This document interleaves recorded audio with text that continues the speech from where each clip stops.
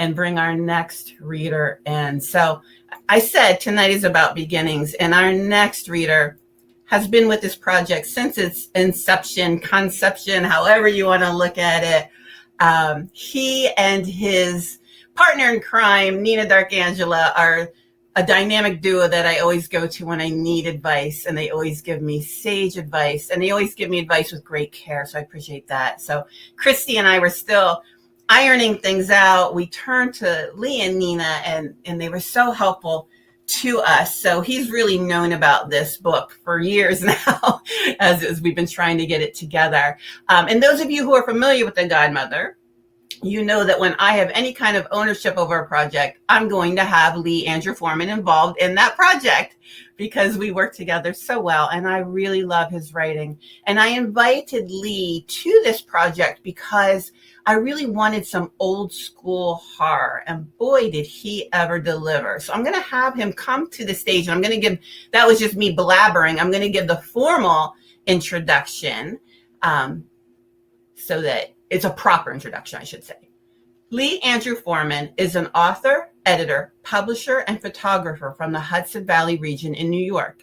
His fascination with the macabre began in childhood, watching old movies and reading everything he could get his hands on.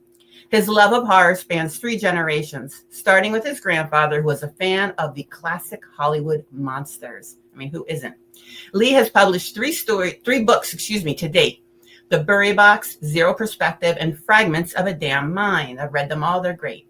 Along with numerous short stories and multiple anthologies. He was a co-owner of Siren's Call Publications, a regular contributor to The Lift, and writes nonfiction pieces for various periodicals. Lee is also an administrator and member of the horror writers group Pen of the Damned, where you can find a new piece of fiction each week. And as Lee is reading, I will put his social media and links to his books in the chat. Go ahead, Lee, whenever you're ready. Read a bit from my story titled Old Ways. And I'm going to start somewhere around the middle of the story, so I'll give you a little bit of context. The characters are a brother and sister and an uncle. And the uncle also happens to be the leader of their village. So here I'll begin.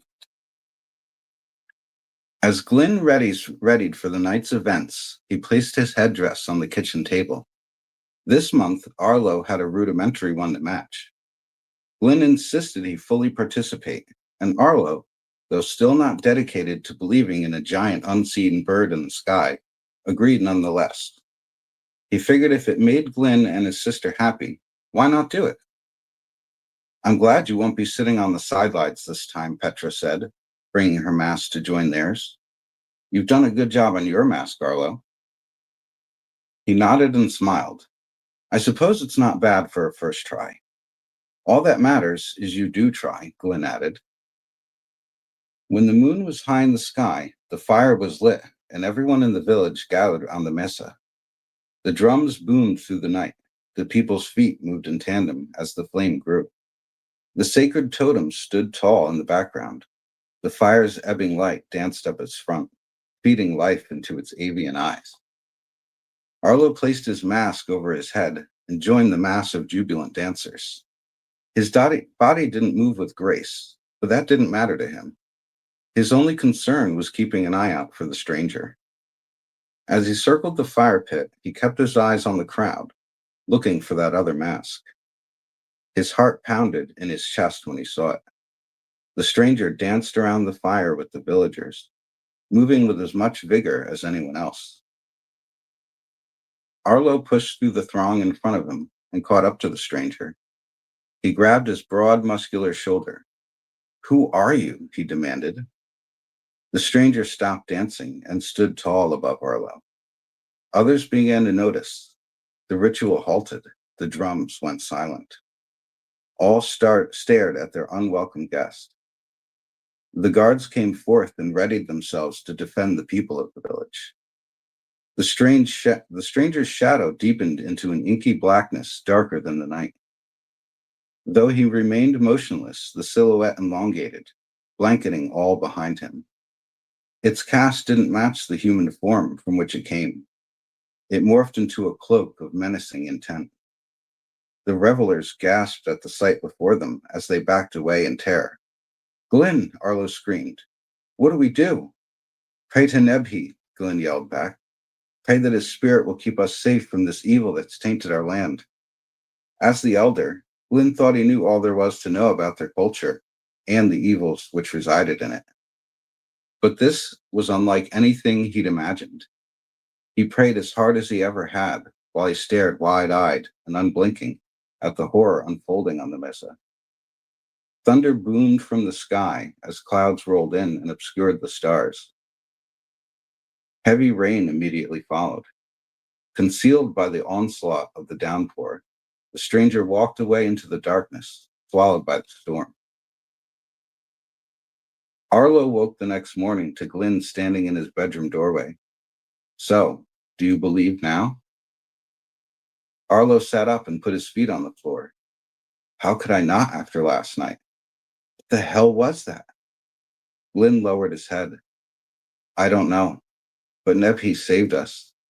Although he may be a trickster from time to time, he watches over our safety. He drew the evil away with that storm. The Oshi must have aligned themselves with something foul, evil perhaps, and sent it after us. We must be vigilant, now more than ever. Our very way of life may be under threat. As much as Arlo wanted out, he felt compelled to stay, at least until his village, and most importantly his sister, was safe. So what now? He asked.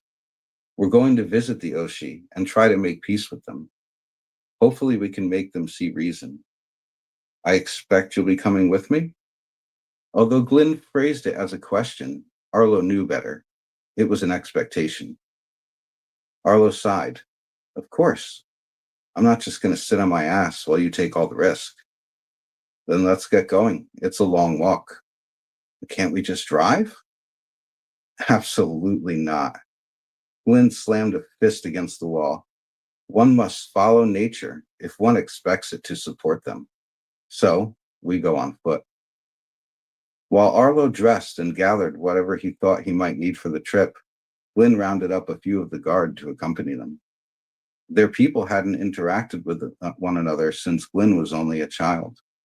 They remained apart to prevent violence and the repeat of savage history. Are you ready for this? Glyn asked Arlo as they stood at the edge of the village, peering out across the arid landscape they intended to cross. Arlo nodded and took the first step forward. Glyn smiled, proud of the young man he raised. Arlo had always been so wrapped up in what the outside world had to offer, he never took the time to appreciate his own culture, his heritage, his lineage. And I'm going to leave it at that so I don't give too much away.